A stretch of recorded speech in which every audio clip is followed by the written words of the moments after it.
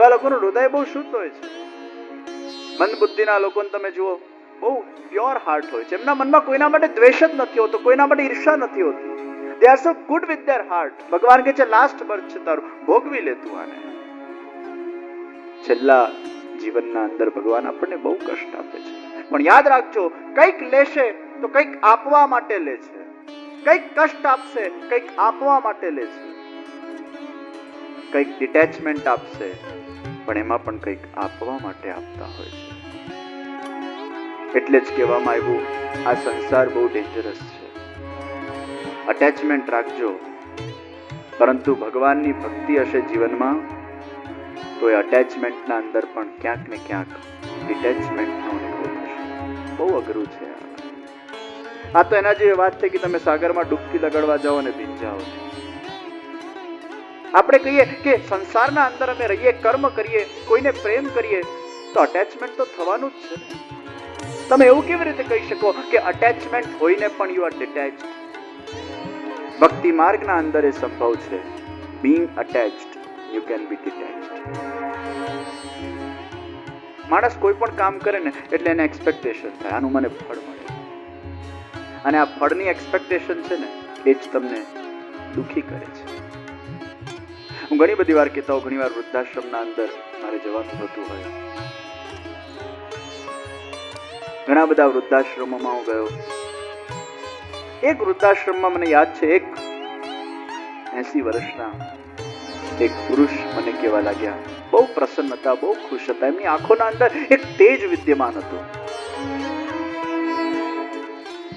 મને કે મારા છોકરાઓએ મને તરછોડ્યો, પણ જે હું બહુ સુખી છું. મારા છોકરાઓનો ખૂબ આશીર્વાદ આપું છું, હું બહુ પ્રસન્ન છું. મેં કીધું તમે પહેલા મને આવા વૃદ્ધ મળ્યા કે છોકરાઓએ તમને તરછોડ્યા, એમને તમને અહીંયા વૃદ્ધાશ્રમમાં મૂક્યા અને તમને એમના માટે કોઈ ઈર્ષા નથી, કોઈ દ્વેષ નથી, કોઈ તમારા હૃદયના અંદર ખરાબી નથી.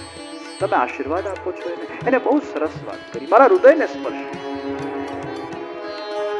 મને કે જે मैं मारी गेम रमी लीधी है, मैंने मेरी गेम खेल ली. હવે છોકરાઓની વાડી છે, લોકો પોતાના જીવનના અંદર જીવનની લાઈફને ગેમને રમી રહ્યા છે. મને વૃદ્ધે બહુ સરસ વાત કરી, જે હું લાઈફને ગેમ તરીકે લઉં છું. હું જ્યારે રમવાનો હતો, મારું સંસાર ચાલતું હતું, પીચ પર હતો, હું બહુ સારું રમ્યો. મારા છોકરા થયા, એ છોકરાઓને મેં ખૂબ સારું એજ્યુકેશન આપ્યું, ખૂબ સારી રીતે એમની પરવરિશ કરી, ખૂબ સુંદર રીતે એમને મેં સાચવ્યા, એમને જે જોઈતું હતું આપ્યું. હું જ્યારે ક્રીઝ પર હતો, હું બહુ સરસ રમ્યો અને મને એનો બહુ સારો અહેસાસ છે कि मैं बहुत अच्छा खेला इस जीवन के अंदर. मैंने बस दिया दिया और दिया. बच्चों को बहुत खुशियां दी मैंने. લગ્ન કર્યા એમના, અને લગ્ન થઈ ગયા એટલે માતા પિતાની એક જવાબદારી બહુ મોટી પૂરી થાય કે છોકરા કે દીકરીના લગ્ન થઈ ગયા, રિસ્પોન્સિબિલિટી પૂરી થઈ. બસ मैंने मेरी गेम खेल ली है. અને રમ્યા પછી હું પેવેલિયનમાં પહોંચી ગયો છું. હવે મારા છોકરાઓએ રમવાનું છે. તમે સેન્ચુરી મારીને પેવેલિયનમાં બેસી જાઓ અને પછી તમારા ટીમના પ્લેયર કોઈ 0 પર આઉટ થાય કે 10 રન પર આઉટ થાય, તમે તો એમના માટે સારી વિશ જ રાખો છો કે આ પણ સારું રમે, ટીમને જીતાડે, પણ કદાચ 0 પર આઉટ થઈ જતા હો, પણ तुमने तुम्हारी गेम खेल ली. You have played your role in your life and your conscience is clear that you have given happiness to your own family. હા નિશ્ચિત પછી એ છોકરાઓ ઉપર છે કે એ કેવું વળતર આપે છે, પણ એ વળતરને જો એક્સપેક્ટ કરશો તો જીવનના અંદર 70 કે 80 વર્ષની ઉંમરમાં પણ ક્યારે પણ તમે સુખી નહીં થઈ શકો.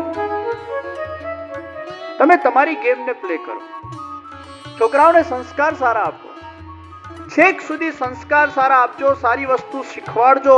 બધું જ કર્યા પછી પણ જો તમારા છોકરાએ તમારા સાથે યોગ્ય વ્યવહાર કરતા નથી, તમારા એક્સપેક્ટેશન પ્રમાણે ચાલતા નથી, તો એને છોડી દો.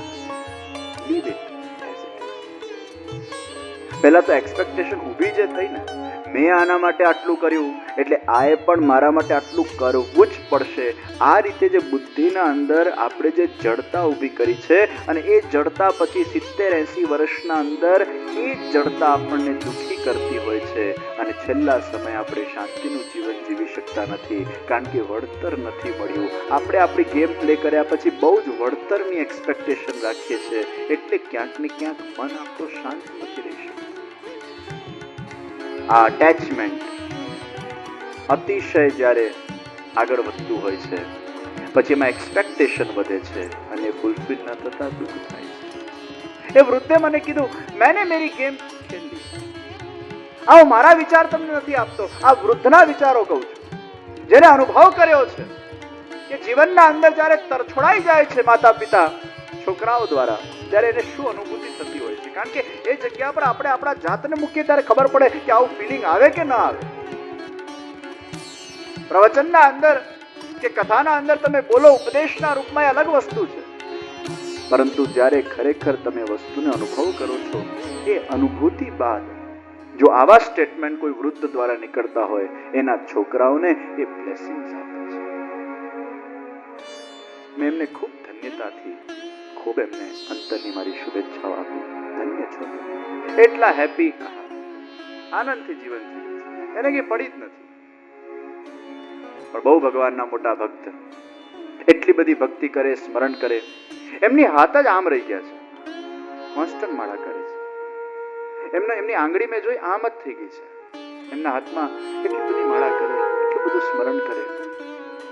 અટેચમેન્ટના અંદર પણ ડિટેચમેન્ટ એ ભક્તિ લાવે છે. અટેચમેન્ટ ત્યાં સુધી રાખજો જ્યાં સુધી સામેવાળાની તમને પડી હોય, પણ જે દિવસે એવું લાગે હવે સામેવાળાને બહુ અમારી પડી નથી, ઓટોમેટિકલી તમારું મન પછી એમાંથી ડિટેચ થઈને ભગવાનમાં લાગી જાય. પણ ઈર્ષાથી ડિટેચ નથી થતું, દ્વેષથી ડિટેચ નથી થતું, આશીર્વાદ આપીને ડિટેચ થાય છે. તું તારી જિંદગી હવે જીવે છે, મારી જિંદગી. આ અટેચમેન્ટમાં ડિટેચમેન્ટ એ ભક્તિ લાવશે. નહીં તો એક વસ્તુ યાદ રાખજો, આ જગતના અંદર ક્યારે તમારા જીવનમાં શું ઘટી જાય તમને પણ ખબર નથી. મને અમેરિકાની શિબિરમાં એક છોકરીએ પૂછ્યું કે જે I love my parents a lot and if something happens to my parents I will suicide. મેં કીધું જો, પછી મને કે હું મારા માતા પિતાને જ ભગવાન રૂપે માનતી હોઉં, પછી મારે ભગવાનને ભજવાની જરૂર શું છે? મારા માટે મારા માતા પિતા જ ભગવાન છે. આઈ લવ ધેમ લાઈક એનીથિંગ. પણ જે દિવસે નહીં હોય ને કંઈ થઈ ગયું, આઈ સુસાઇડ. મેં દીકરીને પહેલા બિરદાવી, મેં કીધું તારા જેવી દીકરી ખૂબ સારું કહેવાય, માતા પિતાને ભગવાનનો દરજ્જો આપે છે, ધન્ય છે તું. પણ તારો જે નીચેનો સ્ટેટમેન્ટ છે એના સાથે મારો વિરોધ છે ભાઈ, કે આમને કંઈ થઈ જશે તો હું નહીં જીવી શકું, મને આના વગર નહીં ચાલે. આ જે તમારા અંદર અટેચમેન્ટની જડતા છે એ બહુ ડેન્જરસ છે, કારણ કે એ જડતા તમને ક્યાંક ને ક્યાંક પાડી દેશે સંસારના અંદર, ડિપ્રેશનમાં પાડશે, હતાશામાં પાડશે, દુઃખની ગહેરાઈમાં પાડશે, અને ખોટા નિર્ણય લેવા માટે તમને મજબૂર કરશે. મેં એને કીધું ન કરે નારાયણ આવું થાય, પરંતુ જો તારા જીવનના અંદર ભગવાન સાથેનું અટેચમેન્ટ હશે તો કેટલું પણ લૌકિકમાં ડિટેચમેન્ટ મળશે, તું ક્યારે પણ એનાથી ગભરાશે નહીં, કારણ કે જેનું કોઈ નથી હોતું એનું ભગવાન હોય છે. જિસકા કોઈ નહીં હોતા ઉસકા ખુદા હોતા. જીવનના અંદર સંસારમાં ડિટેચમેન્ટ આવવાનું જ છે, યાદ રાખજો. એક વ્યક્તિ સાથે તમે અટેચ થાઓ છો, આજે નહીં તો કાલે તમારે કોઈકે તો કોઈકને છોડીને જવાનું છે, आज नहीं तो कल जीवन में डिटैचमेंट आने वाला है, परंतु भगवान के साथ का अगर अटैचमेंट होता है तो कितने भी डिटैचमेंट को हम सहन कर पाते हैं. एक सत्य घटना कहूं, હમણાં થોડાક મહિના પહેલા અમારા વડોદરાના એક વૈષ્ણવ હવેલીના અંદર ખૂબ સેવા આપતા, ખૂબ ભક્તિભાવ વાળા, ફરવા ગયા, પત્ની ગાડી ચલાવતા હતા, બહુ જ મોટો એક્સિડન્ટ થયો. એક્સિડન્ટના અંદર બંને બાળકો બેહોશ થઈ ગયા, પતિ પણ અર્ધ જાગૃત અવસ્થામાં. ખૂબ મોટો એક્સિડન્ટ થયો. પત્ની બેહોશ થઈ ગઈ. પતિએ માંડ માંડ એમ્બ્યુલન્સ બોલાવી અને એમ્બ્યુલન્સના અંદર પોતાની પત્ની, બંને બાળકોને મૂક્યા. હજી તો એમ્બ્યુલન્સ ચાલુ થઈ ત્યાં પતિ મરી ગયા. હોસ્પિટલમાં પહોંચ્યા. 8 વર્ષનો દીકરો, 10 વર્ષની દીકરી, બંને મરી ગયા. પત્ની બેહોશ છે. ખૂબ ફ્રેક્ચર્સ થયા છે પાસળીઓમાં. ત્રીજા ચોથા દિવસે હોશ આવ્યું.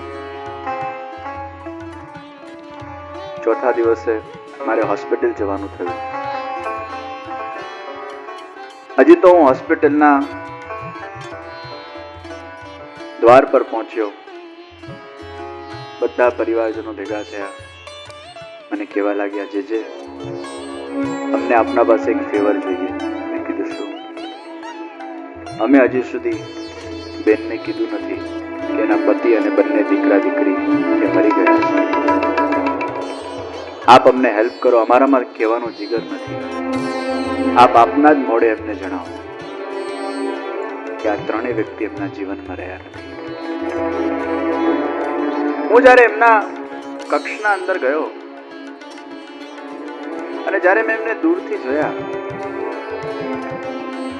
મારા જીવનના અંદર હું પોતે એક બહુ પોઝિટિવ, કોન્ફિડન્ટ અને એક સ્ટેબલ વ્યક્તિ છું ભગવાનની કૃપાથી.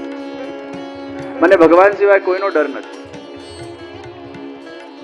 પરંતુ જ્યારે હું એક કક્ષના અંદર ગયો ને એમને મેં જોયા અને એમને મને પૂછ્યું, જે આપ મને જોવા આવ્યા, મને બહુ ગમ્યું.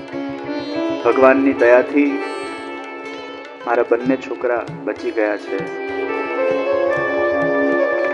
મારા હસબન્ડ પણ બચી ગયા છે. અમારી ભગવાને રક્ષા કરી છે. અને જ્યારે આ શબ્દો મારા સામે બોલ્યા અને મને હકીકત ખબર હતી, મારા હૃદયની ધડકનો વધવા લાગી. મારા હાથ પગ ઠંડા થવા લાગ્યા. મને પહેલી વાર મારા જીવનમાં અનુભવ થયો, what is the definition of નિરાશા. હતાશાની ડેફિનેશન શું છે? નર્વસનેસની ડેફિનેશન શું છે? મેં મારા જાતને સંભાળ્યા.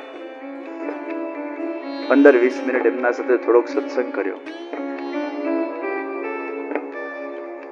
એમને ધીરે ધીરે ભૂમિકા બાંધીને સમજાવવામાં આવ્યું, જીવનનું શું મહત્વ છે, લાઈફનું શું મહત્વ છે, આ સમયનું શું મહત્વ છે, લાઈફ શું શું લઈને લાવતી હોય છે. મેં એક જ શબ્દ એમને કીધો, શ્રીનાથજી બાવા એ તમારા છે અને તમે श्रीनाथ जी बाबा છો. भगवान तुम्हारे है और तुम भगवान के हो. ईश्वर સાથેનો સંબંધ એ સનાતન સંબંધ છે. અને પછી ધીરે ધીરે ધીરે ધીરે જ્યારે એમને મારા દ્વારા કેવડાવવામાં આવ્યું, ખૂબ રડ્યા, ખૂબ રડ્યા, ખૂબ રડ્યા, ખૂબ રડ્યા. થોડીક વારમાં હું પછી નીકળી ગયો.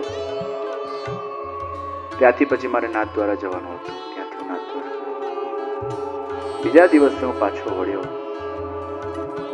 અને મેં એમના ભાઈને ફોન કર્યો કે બેનની હાલત કેવી છે, અને એવું કંઈ લાગતું તો ફરી એકવાર એમને જોવા આવું, આશ્વાસન આપવા આવું. પણ આવા સિચ્યુએશનના અંદર તમે આશ્વાસન શું આપો? એક સાથે જેનો પતિ અને દીકરા દીકરી બધા જ ખલાસ થઈ ગયા હોય ને એકલી પત્ની બચી હોય. પછી એના ભાઈએ કીધું, ના જે હવે પાછા આવવાની આપણે જરૂર નથી, કારણ કે ક્યારની રટન કરી રહી છે.